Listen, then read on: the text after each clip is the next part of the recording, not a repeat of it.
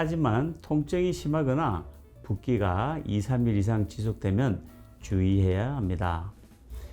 터널 증후군의 특징은 손목 안쪽 신경이 눌리면서 손가락이 저리고 특히 밤에 증상이 심해진다는 점입니다. 안녕하세요. 정동병원 정형외과 전문의 김창호 원장입니다. 진료실에서 환자분들이 가장 자주 하시는 질문들이 있습니다. 무릎이 아픈데 관절염일까요? 발목이 삐끗했는데 괜찮을까요? 손목이 저린데 터널 증후군일까요? 어깨가 안 올라가는데 나중에 좋아질까요? 저는 매번 성심껏 설명드리지만 한 분 한 분께 모두 충분히 말씀드리기에는 늘 아쉬움이 있었습니다. 그래서 오늘은 환자분들이 가장 많이 궁금해 하시는 내용을 한데 모아 무릎, 발목, 손목, 어깨 관절별로 꼭 알아두셔야 할 점을 정리해 드리겠습니다.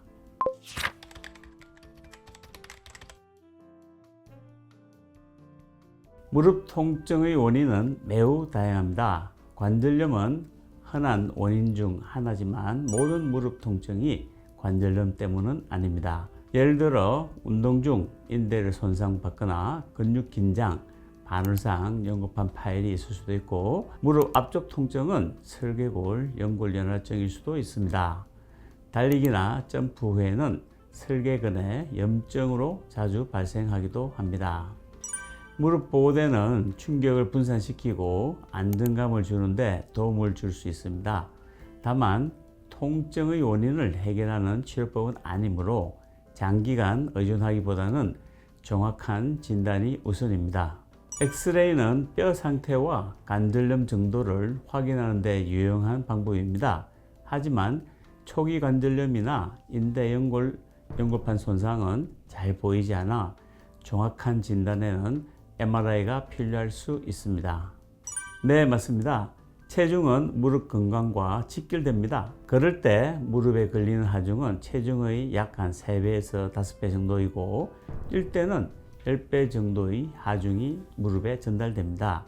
체중 5kg를 줄이면 걸을 때 약 25kg의 하중이 줄어들게 되는 것입니다. 따라서 체중을 줄이는 것만으로도 무릎 통증을 크게 줄일 수 있습니다. 특히 관절염 환자에게는 체중 관리가 가장 중요한 치료 중 하나입니다. 내려갈 때는 무릎의 앞쪽, 즉 설계 대퇴관절에 압력이 집중되기 때문입니다. 연골이 약하거나 연골연화증이 있으면 통증이 심해질 수 있어 연골 상태 점검이 필요합니다.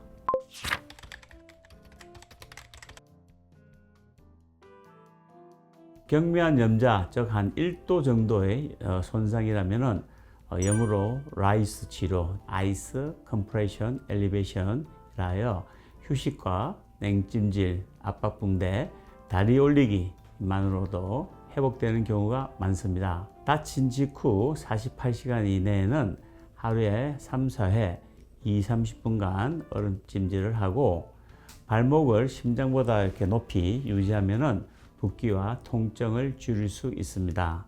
하지만 통증이 심하거나 붓기가 2-3일 이상 지속되면 주의해야 합니다.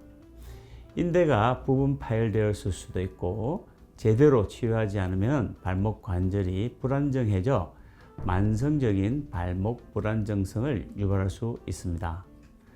실제로 삔 발목 중 약 한 10에서 30%는 치료가 미흡할 경우 만성 불안정성이 생길 수 있습니다.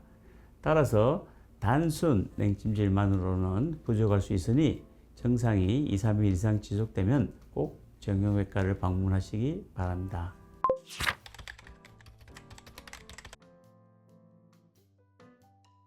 손목 저림 증상이 있다고 해서 모두 터널 증후군은 아닙니다.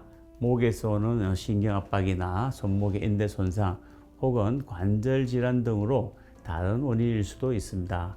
터널 증후군의 특징은 손목 안쪽 신경이 눌리면서 손가락이 저리고 특히 밤에 증상이 심해진다는 점입니다. 손가락 감각 이상, 손 힘이 약해지는 증상이 동반되기도 합니다. 정확한 진단을 위해서는 신경전도 검사나 초음파 검사가 필요합니다. 증상이 가볍다면 손목 사용을 줄이고 손목 보호대를 착용하는 것만으로도 호전될 수 있지만 증상이 오래 지속되거나 심하면 주사 치료나 수술적 치료가 필요할 수 있습니다.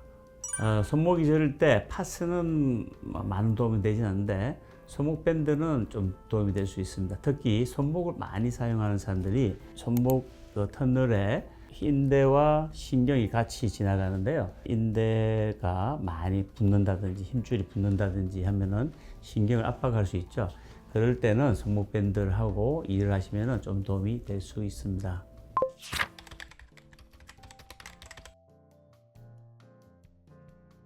어깨 통증의 원인은 대표적으로 오십견, 회전근개 파열 등이 있습니다. 어깨가 굳어서 운동 범위가 줄고 올라가지 않는 증상은 오십견, 즉 유착성 관절 낭염으로 불리는데, 오십견은 특별한 외상 없이 발생하며 통증이 점차 심해지다가 어깨 운동 범위가 크게 제한되는 특징이 있습니다. 오십견은 발생 후 약 한 1년에서 3년 동안 통증과 경직 증상을 거친 뒤 서서히 호전되는 경향이 있습니다. 그러나 이 기간 동안 통증이 지속되고 어깨 움직임이 매우 제한되기 때문에 증상을 그대로 두기보다는 조기 치료가 권장됩니다. 어깨 통증과 운동 제한의 다른 원인인 회전근개 파열은 팔을 이렇게 위로 들어 올릴 때 특징적인 통증이 생기고, 파열 정도가 광범위하면 팔 힘이 약화돼서 어깨를 들어 올리기가 힘들어집니다. 특히 돌아 누운 자세에서 어깨 통증이 심해지므로 수면 장애가 올 수 있습니다. 어깨 통증은 원인이 다양하므로 임의로 기다리지 말고 정확한 진단을 받는 것이 좋습니다. 오늘은 환자분들이 가장 많이 하시는 질문에 대해 답변 드렸습니다. 관절 통증은 미리 관리하고 조기에 적절히 치료하면 충분히 호전될 수 있습니다. 생활 속 작은 실천이 무릎, 발목, 손목, 어깨 건강을 지키는 중요한 시작이 됩니다. 무릎부터 발목, 손목, 어깨, 목, 허리까지 다양한 증상들에 대해 더 많은 정보가 필요하시면 정동병원의 영상들을 참고해 주시기 바랍니다. 궁금한 점이 있다면 댓글로 남겨주시면 답변 드리겠습니다. 영상이 도움이 되셨다면 구독과 좋아요 부탁드립니다. 감사합니다.